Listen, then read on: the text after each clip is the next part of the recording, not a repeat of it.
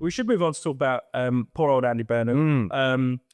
I mean, it's hard to count how many times he's tried and failed to, become Labour leader. Officially, failed twice into leadership elections.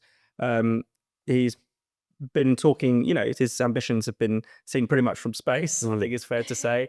A lot of strange, I think, hope within the Labour Party that Andy is the man to rescue them. I know that Keir Starmer's pretty useless, but I don't think Andy Burnham could turn things around. That's the thing that's probably best. We've talked already about how weak blocking Andy Burnham made Keir Starmer look, although it would have made him made him weaker rather than just look weaker if Burnham had ended up in Parliament.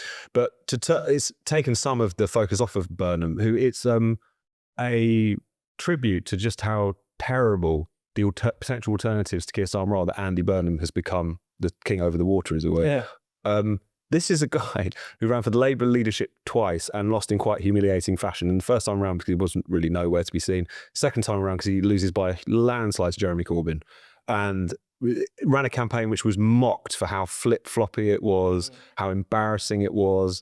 I'll never forget when he did an interview on Mumsnet, which is apparently part of the process these days. And I asked him what his favourite biscuit was, and he said like lager, chips and gravy, because he's so northern and so authentic. The king of the north. No, exactly. It was just this guy was just a complete, clown as far as anyone was concerned. He's since had this glow up as the king of the north, also become more ostensibly sort of soft left and socialist in his politics. This is a guy when he was Health Secretary, presided over the marketisation of the NHS and voted for the Iraq War. I mean, he's someone who spent more than 20 years in Westminster, first as a special advisor before becoming a minister in the Blair and Brown governments, and now has just been able to just pivot and pose as the great anti-establishment candidate. He's just Keir Starmer in a pair of jeans. Like, there's no real substance there at all. I think he's worse.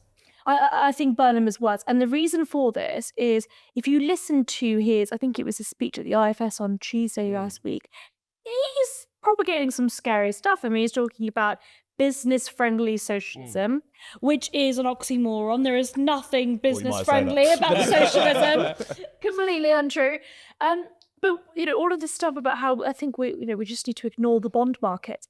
Are you that fucking stupid? Like, are you actually that stupid? I think that was part of the reason he kind of shamefacedly backed down last time. That comment went down. And mental. The bond market's moved on the suggestion that he was going to... Just made him look stupid. Even the suggestion that Andy Burnham would stand in a by-election and perhaps even want to challenge Starmer had an effect on the markets.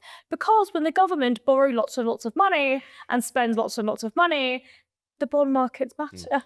It's really, really matter. But also this kind of business-friendly socialism or Manchesterism, it's also just sort of, it's really incoherent, like even on its own terms. I mean, Johnny Ball at Unheard has written some good stuff about this, but how it essentially comes down to like his sort of record in Manchester and the supposed great insight is that, of course, we need to do work with business. There's a lot of development going on in Manchester, a lot of skyscrapers going up. And we've also set up a new bus network.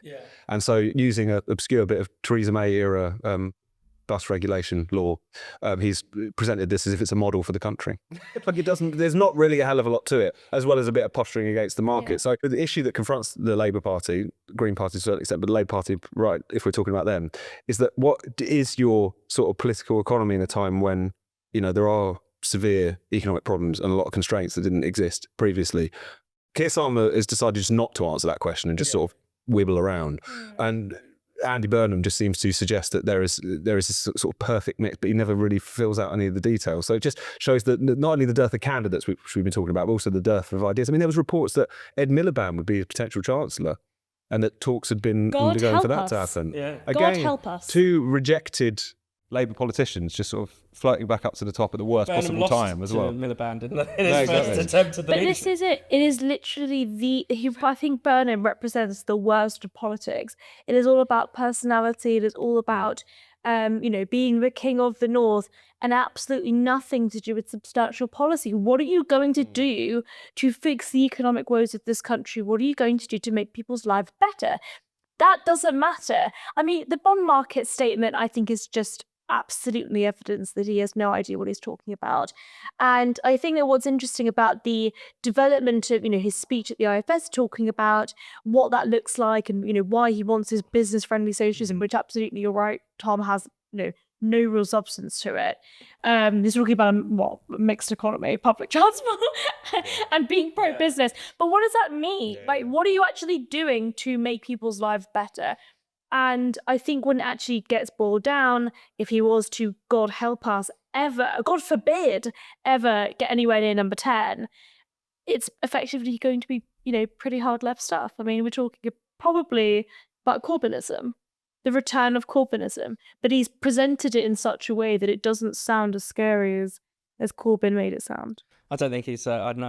I don't think he's that passionate about anything. He's very passionate about Andy Burnham. That's He's it, passionate yeah. about Andy Yeah, but I Burnham. mean, that's what And we'll there's end a up bit of a with. cult of personality without a personality around him a little bit. It And is. it confirms that the soft left of the Labour Party, if we can call it that, is now running the show and has won everyone's they're affections. already running the And show, it's yeah. whatever else you could say about them, this is a really uninterested, like unintellectual, vibes-based section of the Labour Party. I hope I'm not being too unfair. But it is true, like this is just, we don't like the look of that welfare cut. Not sure about this. That's not why I got into the Labour Party to do. This is the extent of the I'm a thinking caring- that goes Yeah, on yeah, on any yeah. particular Caring issue. person. I Yeah. care about people. Exactly. But it's like, what is caring about like millions of young people not being in work? Yeah, exactly. Like what exactly. what is the sort of human compassionate element to this? I think the benefits example is so fascinating, Tom, because we're now in a situation where 1 in 4 working age people are currently out of work. I mean, I know lots and lots of young people that have just graduated with fantastic degrees that are currently out of work because the jobs just simply don't exist. And quite frankly, if that's the state of the labour market and you now have more and more young people are able to claim benefits rather than work and claim they've got anxiety or depression, there is nothing compassionate about this situation. If you really care about those people, you want the system to change. You do not want them to continue to be given money to stay at home and have no purpose in life.